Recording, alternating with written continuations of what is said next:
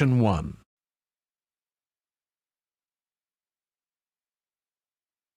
Section 1. You will hear a university administrator telling a group of new students about the central campus buildings and the facilities they provide. First, you have some time to look at questions 1 to 6.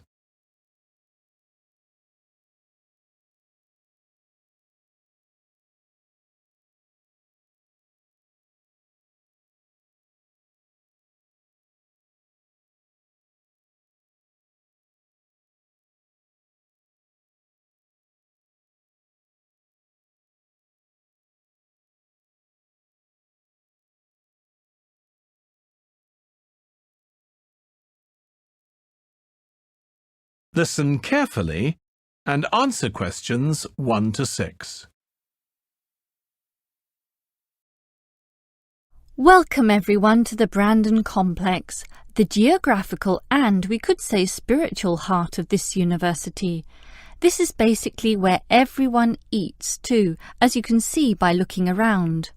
There are many different cuisines here, Chinese, Indian and Middle Eastern, plus the usual fare of a local type, all in that corner over there.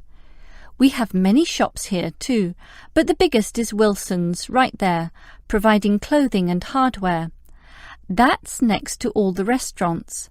Now, on the opposite side of Wilson's we have 3 shops. The one in the corner there, closest to the restaurants, is for DVDs. Yes, the DVDs are cheap and affordable, and you can also rent DVD players as well. Moving on, in the corner directly opposite Wilson's is the Student Union office. Incidentally, you are all encouraged to join the Student Union, as a Student Union card gives you many benefits, including discounts on basically everything you can buy here at the Brandon Complex. Outside this complex, on the other side of the road, you can just see it from here in fact, is a building that we call by the rather unusual name, the H Building. Next to this, on the other side of some trees along the main road, is the Engineering Institute, but that doesn't have anything to do with the Brandon Complex. One last thing is that just outside this door, near us here, you can see a grassy oval patch. Well, that's the playing field for what we simply call the fitness room, which is alongside. So you can put on some calories here at the restaurants and then burn them off at the fitness room afterwards. Oh, I forgot to mention this shop right here, in the middle, beside the Student Union. It's the bookshop. And as you can see, it's always busy, always popular. You can buy newspapers, magazines and stationery there, plus a few clothing items as well, just as you can at Wilson's. Why don't you go and take a look right now? Before you hear the rest of the conversation, you have some time to look at questions 7 to 10.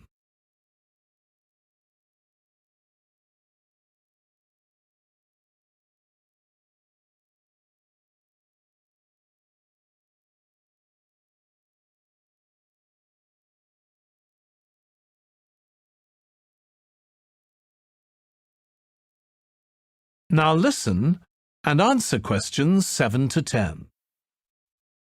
During your stay here, you might want to know what there is to do. Let's turn to the plan so I can familiarize you with the layout of the park. Most tourists would choose to stay in our guest house located in the southeast corner. It features 63 tastefully appointed guest rooms, many of which offer spectacular views of the park. You'll find a home away from home at our guest house. But for those who want to experience the natural beauty up close, there is also a campsite. When you get out of the guest house, go straight ahead, turn right at the end of the road. To your left, there is a campsite amongst the trees where you could spend a night under the stars together with owls and chipmunks. If you look at the top left of the plan, you will notice a picnic area. You can either bring your own food, or we can deliver food to you. Barbecue is an option. The business centre is situated directly opposite the picnic area. It provides flexible, fully serviced offices, conferencing suites, meeting rooms, and is equipped with the latest multimedia facilities. Wired, as well as wireless, high-speed internet is available within the entire premises. The centre is designed to cater to both individual travellers and corporate groups. Visitors can also go to the museum, which holds a vast collection that exhibits local history and a natural habitat. You start from the guest house, just turn left at the first conjunction, then walk past the tea house, turn right. You'll see the museum after making the third right. Have you found it? Pretty easy, right? To spend a delightful afternoon with a book and a fresh cup of coffee, you can go to the only cafe in the park. From the guest house, you go straight, then take the second right, and you'll see the cafe right in front of you. You might want to check out our all-season tennis court, which offers instruction for all ages and skill levels. It is located right opposite the cafe. That is the end of section 1. You now have half a minute to check your answers.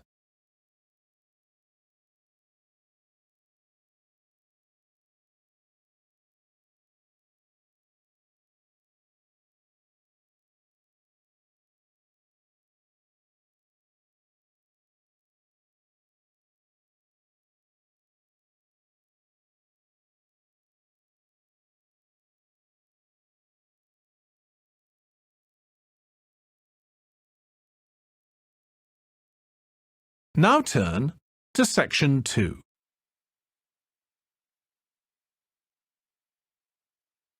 Section 2. First, you have some time to look at questions 11 to 15.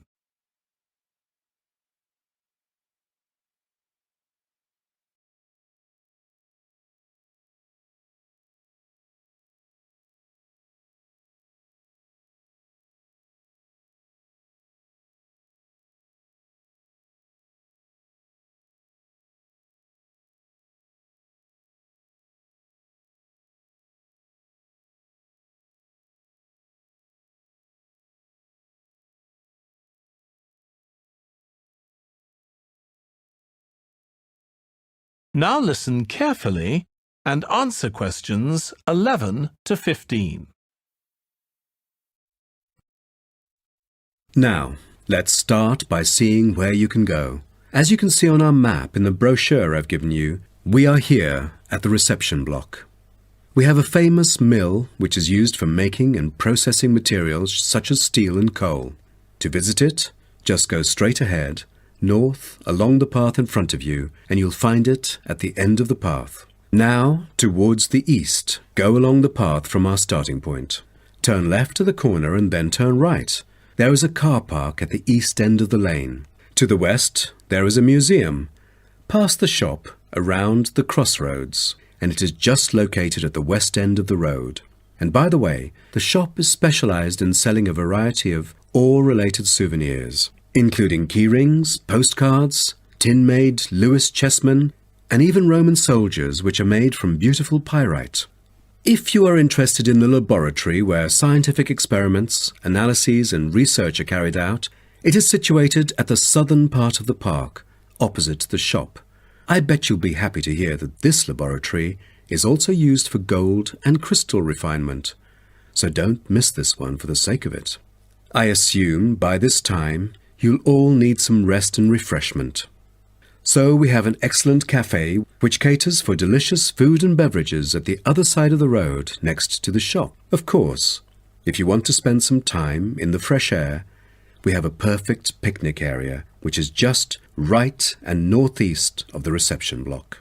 Further east, there is a path leading to the northern part of the park, and at the end of it is the toilet. Now, most of the visitors would choose to use the mailbox and send the beautiful postcards to their friends. To reach it, just...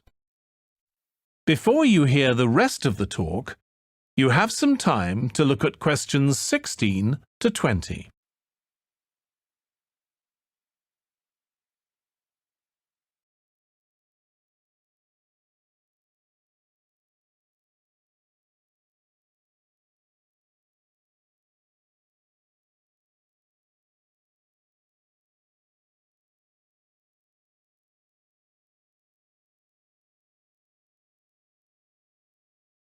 Now listen and answer questions 16 to 20. Welcome to everyone here. I hope you enjoy your stay in our village and enjoy the local scenery. I'll tell you a bit about the forest and mountain tracks in a minute, but first, I'll just give you an idea of where everything is in the village.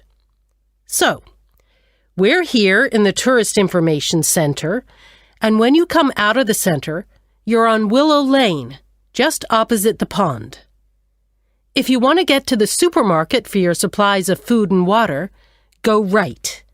That's the quickest way, and then turn right at the top of Willow Lane, and it's the second building you come to, opposite the old railway station. If you're planning on doing some serious climbing and you need some equipment, we do have an excellent climbing supplies store just 5 minutes walk away. Turn left once you're outside the Tourist Information Center. Take Willow Lane all the way up to Pine Street. You want to go left along here. Then keep walking and go up Mountain Road on your right until you come to the next turning on the left. Head down there and you'll come to the climbing supplies store. If you get to the small building that sells ski passes, you'll know you've gone too far. You also need to head to Pine Street for the museum. It's small, but well worth a visit if you're interested in the history of the village and the old gold mining industry. So, when you reach Pine Street from here, you'll see the old railway line on the other side of the road. Turn left into Pine Street and keep going until you come to Mountain Road. And just past here, the museum will be on your left, just behind the railway line. Don't worry about crossing over the tracks. The train stopped running through here in 1985. If you're planning on following one of the easier forest walks, you might like to hire a bicycle. To get to the hire shop, again, you need to head to Pine Street. On the left-hand side of Pine Street, you'll see the town hall. Go down the little road that you come to just before it, and you'll find the bike hire shop just behind the hall. They have a good range of bikes, so I'm sure you'll find something that suits your needs. Last but not least, if you're hungry after a long day's trek, I can recommend our local cafe. Again, when you leave the Tourist Information Center, turn right and follow Willow Lane until it joins Pine Street. And right opposite, on the far side of the railway tracks, is the cafe. That is the end of section 2. You now have half a minute to check your answers.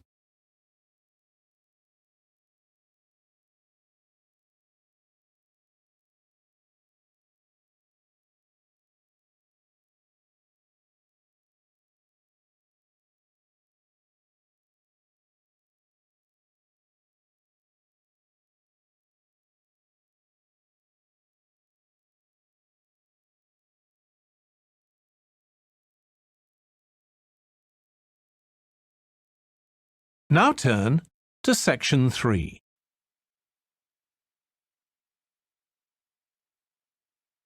Section 3. First, you have some time to look at questions 21 to 24.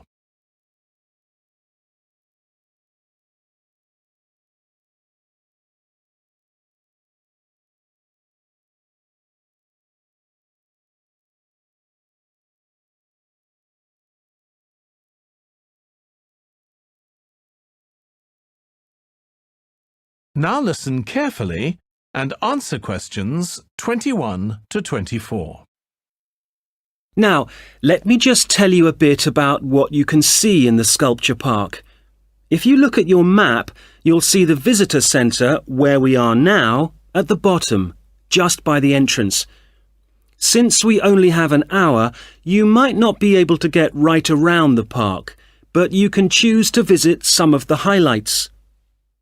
You might like to take a look at the Joe Tremaine sculptures, which are displayed on this side of the upper lake, just behind the Education Centre and near the bridge.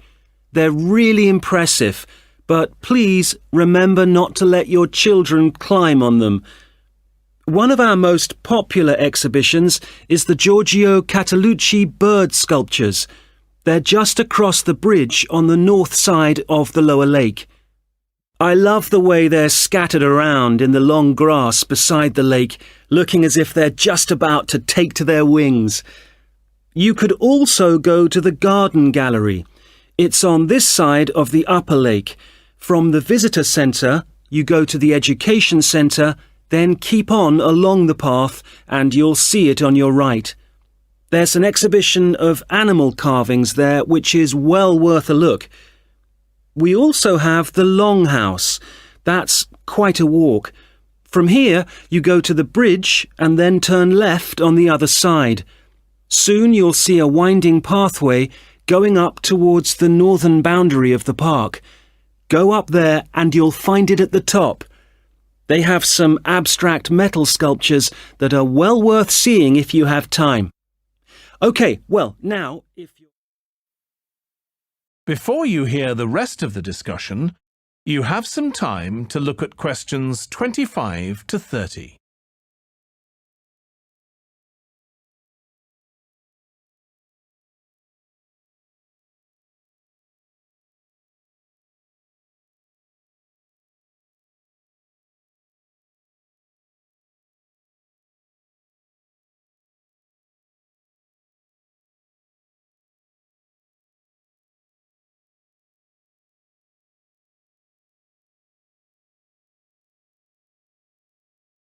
Now listen and answer questions 25 to 30. Now, we've also put together a map which we've sent out to all the residents in the area. And on the map we've marked the proposed changes. Firstly, we'll plant mature pine trees to provide shelter and shade just to the right of the supermarket in Days Road. In order to address the traffic problems, the pavements on the corner of Carberry and Thomas Street will be widened. This will help to reduce the speed of vehicles entering Thomas Street. We think it's very important to separate the local residential streets from the main road, so the roadway at the entrance to Thomas Street from Days Road will be painted red. This should mark it more clearly and act as a signal for traffic to slow down. One way of making sure that the pedestrians are safe is to increase signage at the intersections. A Keep Clear sign will be erected at the junction of Evelyn Street and Hill Street to enable traffic to exit at all times. Something we're planning to do to help control the flow of traffic in the area is to install traffic lights halfway down Hill Street where it crosses Days Road. Now, we haven't only thought about the cars and traffic, of course. There's also something for the children. We're going to get school children in the area to research a local story, the life of a local sports hero, perhaps. And an artist will incorporate that story into paintings on the wall of a building on the other side of Hill Street from the supermarket. And finally, we've agreed to build a new children's playground, which will be at the other end of Hill Street, close to the intersection with Carberry Street. Wonderful. Now, what's the next stage? Well, the final plan... That is the end of section 3. You now have half a minute to check your answers.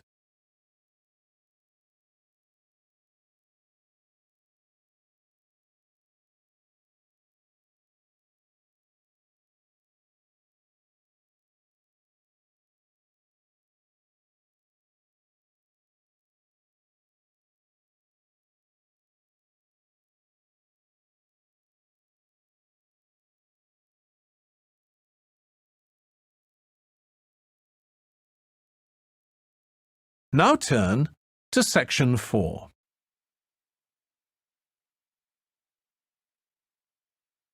Section 4. First, you have some time to look at questions 31 to 40.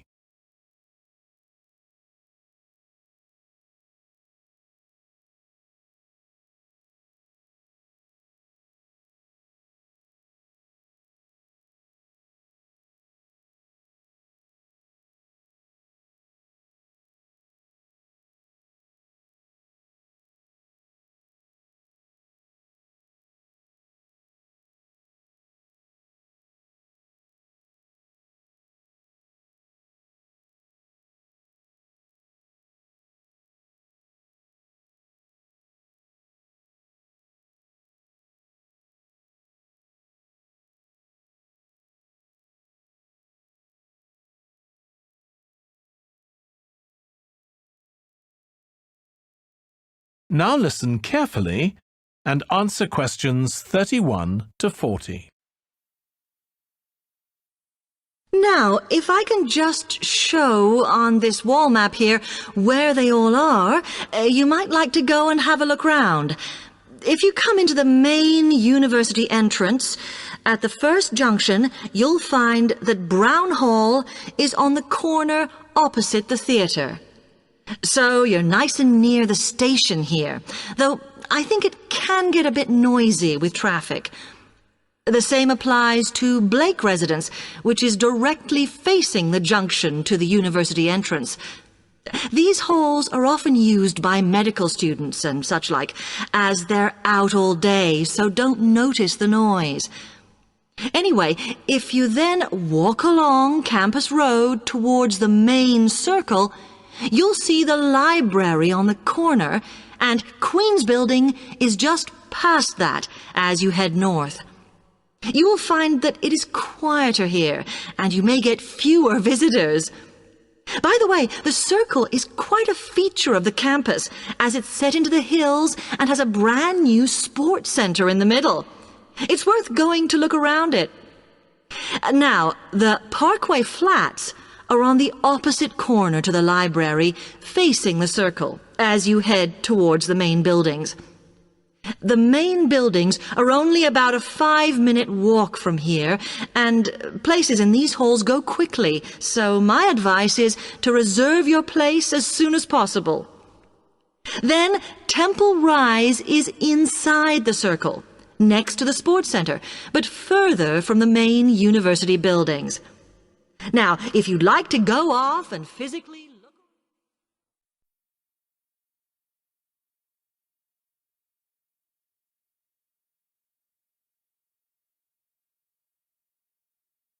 OK, thanks.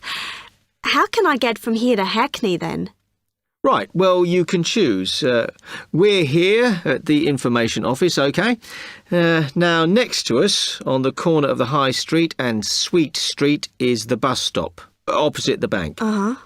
The bus goes all the way to Hackney, but it is a very indirect route, so it could take ages. Ugh. If you want to take the train, walk down the High Street towards the city. Go past the bank, and on your left is the station, just before you get to the post office. There's a mainline service to Hackney Wick, so if you need to get into the centre of Hackney, you may need to pick up a bus when you get there. Opposite the post office, on the corner of Hart Lane, is the tube entrance. You'll see the big signs. That's probably the best way to get there, though you may have to change. It's probably best if you go and get a travel card first. Oh. To get to the ticket office, you go out of here onto the High Street. Then turn into South Street, and the ticket office is on your right opposite the cinema. Of course, you may decide it's quicker to take a taxi. But it's a long way, so I think it'll be very expensive. If you do want to get a cab, then the rank is outside here, just opposite the office.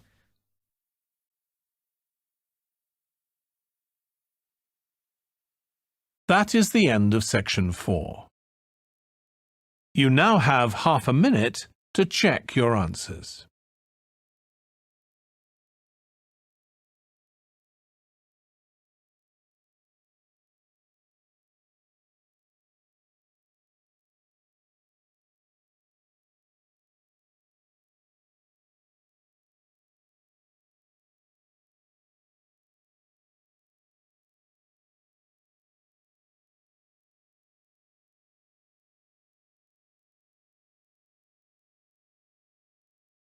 That is the end of the listening test.